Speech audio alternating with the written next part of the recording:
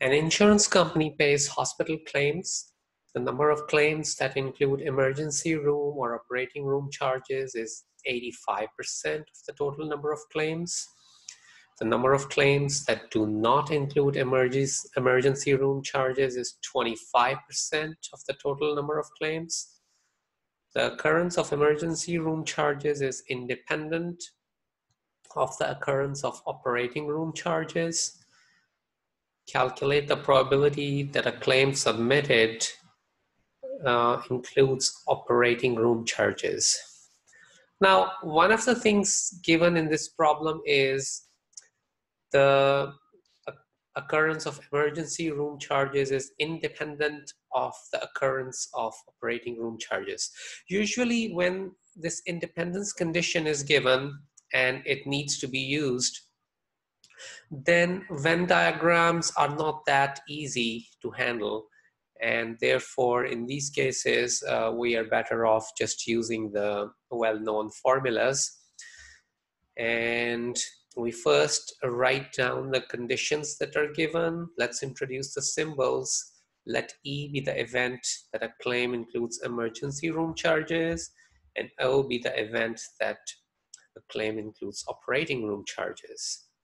So we are given that probability of E or O is 0.85. So that we know is the union. And then a claim does not include emergency room charges is 0.25. So that's the complement of E, 0.25. Therefore, PE would be 1 minus 0.25 equals 0.75. And then this one is the independence condition, because the emergency room charges and operating room charges are independent. So that means PEO equals PEPO. Once again, remember, we are using the shorthand that instead of E intersection O, we write EO. Okay, so now we use the addition rule. So we have 0.85 equals E union O. And the E union O by addition rule is PE plus PO minus PEO. And we know all the values except PO. We have to find PO. If you look here, calculate the probability that the claim submitted includes operating room charges. So we have to find PO.